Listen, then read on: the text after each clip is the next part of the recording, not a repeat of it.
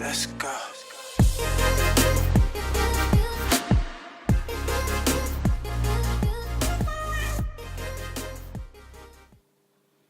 Relationships in the Kipper form a really huge part of the Kipper read.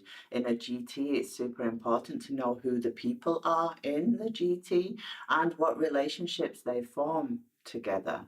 We can see family relationships, we can see loving relationships, we can see darker relationships if you like, but they are shown with our people cards and the cards around them, and of course the most important part, their placement. If we start with the 1920s deck, we have our two main characters. As I always said, these are our main characters. They are our querent and the querent's partner. They are her equal, his equal in a relationship. It could be a work relationship, depends on the theme of the read that you have chosen. Remember, we always go back to context. So if you've asked a work read, this will be the closest person to him or her on a work basis. If their partner, if there isn't anybody at work, if you work on your own, it can show your partner and how they influence your working environment or your working life. So don't get caught up on these having any more meaning than they have. They are just the querent and the querent's partner. I'll show my deck too so we can see them looking at one another in a lovely auspicious read. Now, when we add people to the mix, we have a different read on relationships. If we have our main character looking on to our rich girl, we have an auspicious relationship between the two of them. Does it mean that they are lovers?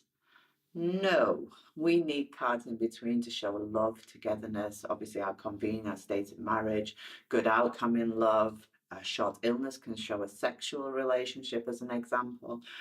So we need cards to confirm what kind of relationship this is. We do not damn a querent's partner because rich girl jumps into the mix. It can be quite simply an essence read, or it could be another female that he has a relationship with on a platonic basis. It does not mean instantly that there is a cheat in the mix.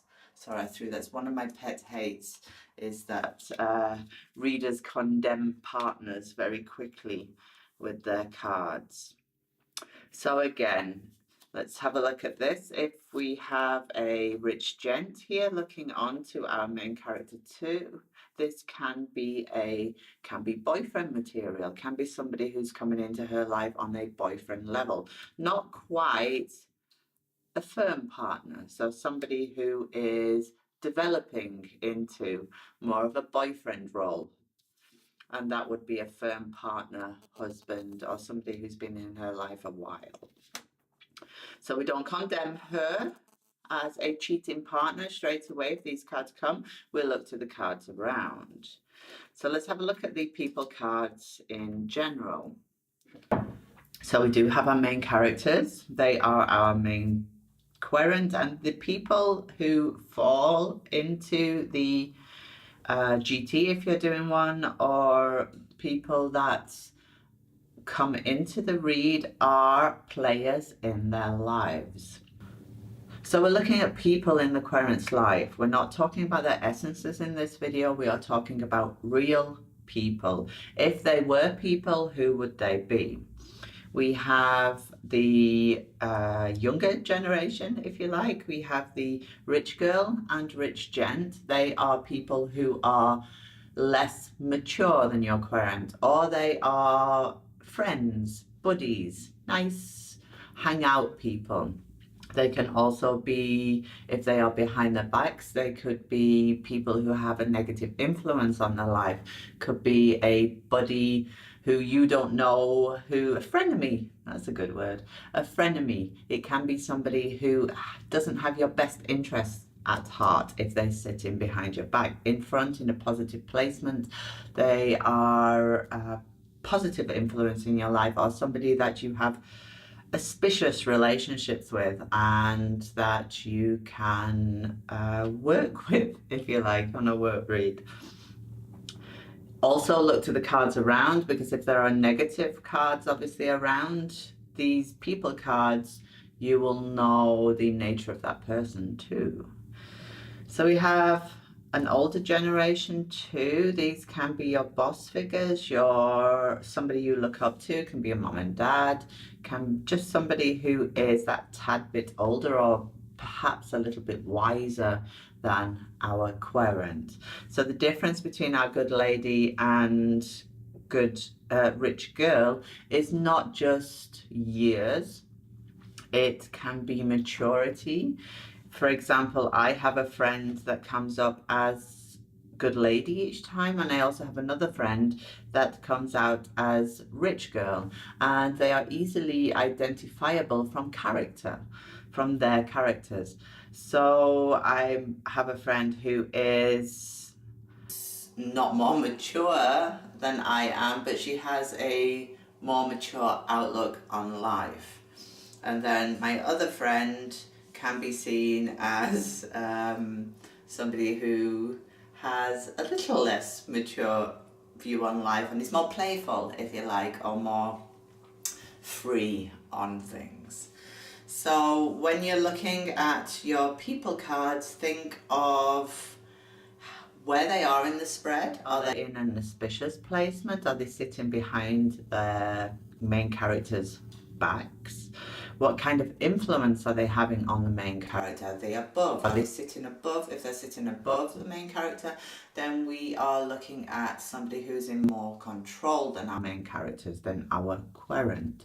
If it's somebody beneath, it could be somebody that our querent has deep feelings for. It could also be that our querent is in control of that person. So it's all placement. If we have a daily and we have a person come up in a daily relationship read, then again we can see if they are in a positive placement, a negative placement, and look to the cards around to explain the nature of that relationship.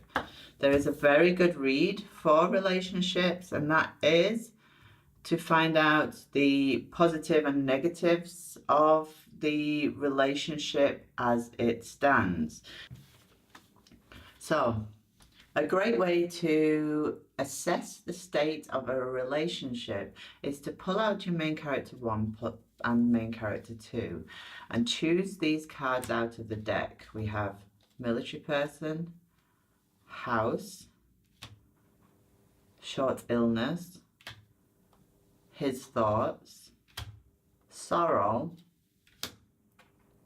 state of marriage, and good outcome in love. We mix all the cards together. We place the intention of it showing the current state of the relationship, and we lay a box spread.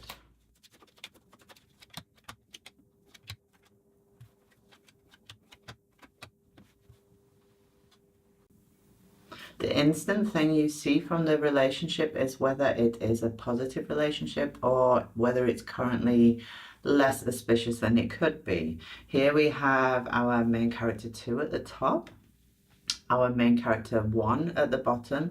This is they're not currently super close because their 2 cards aren't close together. They're almost as far away as they could possibly be in this small 9-box spread. The interesting thing are they are in an auspicious placement, which means they are facing each other. They do not have their backs to one another. That is a positive. Beneath our main character 2, she has state of marriage. She is committed to this marriage. And in front of her, we have a short illness. So she is currently a little bit down about the relationship. She's openly down about the relationship because it's in front of her. She's not hiding anything. And military person is our platonic card or our straight card. He's, when I say straight, I mean straight to the point, rules, regulations, blah, blah, blah. And these cards connected to one another could show that she is sexually, I don't know why I'm even going down this route, sexually tight at the moment. I haven't based this on anyone, just so you know. It's purely, purely making it up, based on the cards, of course. Anyway, the center focus is good outcome in love. That is the loveliest card to fall in the center because it is a relationship that focuses on love. They do love one another. He has it in his thoughts as well, and marriage is in his future thoughts here, and it connects. She connects this with the past. So we have a connector card and we have good outcome in love, and it is a strong bond between the two of them. He has stress in front of him, sorrow, so outwardly like she does. Outwardly, they may be a little bit cold to one another, they may be stressed with one another, but it's formed in a common bond. So as long as that bond is there, it would be different if the cards were inauspiciously placed to one another, the main character 1 and main character 2, if they had their backs together, and not the super duper good outcome in the center, then we would be looking at a more negative relationship. It's all, look, we have him stopping the house here. They do have a stable relationship, but it may be a little bit boring, lacking the romance behind his back. He's totally lacking. He does think it because the Cupid's bow is up here, looking at the good outcome, but he is not showing it at the minute. It's behind his back. So that's a good way of practicing your relationships. You have a set array of cards here that you can start to understand their placements and what they mean to one another. I would suggest joining my Facebook groups if you like. I'm posting your example of this spread. It doesn't have to be based on somebody, or you don't have to tell us who it's based on. We can work it through it together and see how this relationship, what strengths there are and what weaknesses there are, just by using the set 9 cards I've given you. So that went in a different direction than I was expecting. We have an extra spread to share with each other. World Kipper Association group is on Facebook. World Divination Association is also on Facebook. Come join us in there. In the group, we are constantly doing spreads. There are some amazing readers in these groups, and I mean amazing readers. So, and the best thing about my groups is that everybody joins in. So sign up. I've rambled, I'm sorry. Sign up, comment what you want to see, and let's do this.